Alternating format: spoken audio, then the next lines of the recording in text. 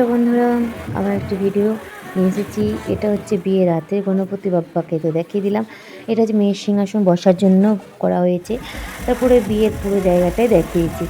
তো এখনও মেয়ে রেডি হয়ে আসেনি। তো এদিকে কিছু নিয়ম বাকি ছিল, তো রেডি হতে হতে এই নিয়মটা করে নিচ্ছে। এটা গায়ে হলুদের পরে হয়, আমাদের লেট হয়ে গেছে বলে। তো আবার রেডি হওয়ার জন্য মেয়ে যাচ্ছে। এটা হচ্ছে ছাদনাতলা। তো এদিকে মেয়ে রেডি হয়ে এসেছে, এটা ছিল এন্ট্রির সময়। তো তার মাঝে আমাদের ষষ্ঠতলা যেতে হয়, তো ওখানে দিদি চলে গেছিলো। এদিকে বর চলে এসেছে। তো আপনারা পুরো ভিডিওটা দেখতে থাকুন, আমি যতটা পারছি শেয়ার করবো।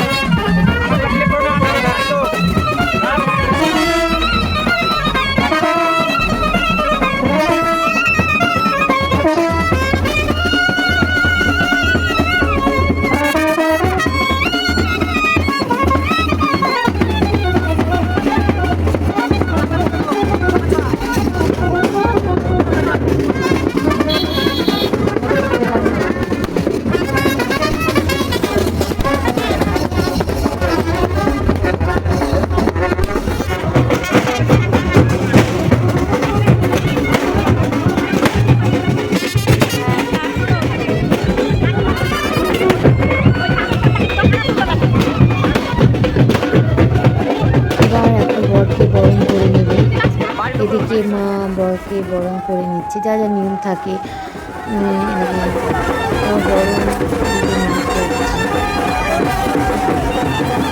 তারপরে বরকে নিয়ে যাওয়া হয়, মানে আমাদের নিয়মে বরকে কোলে করে নিয়ে যেতে হয়।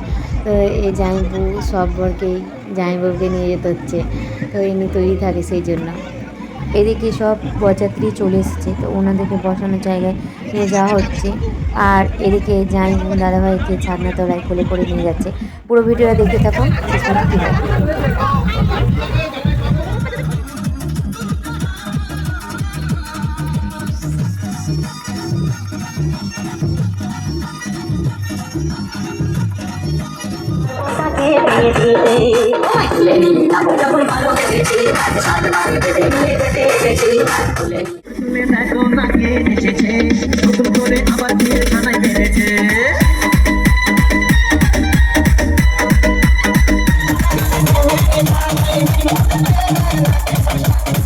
যে ছাদনাতলায় দুজনকে নিয়ে আসা আছে, যেহেতু এটা মাদনা বদলের সময়, তো দিদিকে কত দূরে উঁচুতে তুলে নিয়েছে, আমার দাদাভাইকে তো তুলতে পারলো না। এদিকে মালা বদলটা হচ্ছে, তো সব ভিডিও করতে পারিনি, যতটুকু ভিডিও করতে পেরেছি ততটুকু আপনাদের কাছে শেয়ার করছি। তো ভিডিওটা কেমন হয়েছে অবশ্যই কমেন্টের মাধ্যমে জানাতে বলবেন। আর এদিকে বিয়ে বসে গেছে, এবার সেগুলো আমি করবো। এই মুহূর্তটা খুব একটা পেশা এবং একটা তো আলাদা জগৎ শুরু হয় জীবনে। তো ওই ভিডিওটা শেষ পর্যন্ত দেখতে থাকুন। তো কেমন হয়েছে তো কমেন্টের মাধ্যমে আপনারা জানাতে ভুলবেন না। অলরেডি বিয়ে ডান, জীবন খুব ভালো। এদিকে ছবি তোলার জন্য চলে এসেছি, এখন মিনিমাম রাত্রি 1-2 হবে।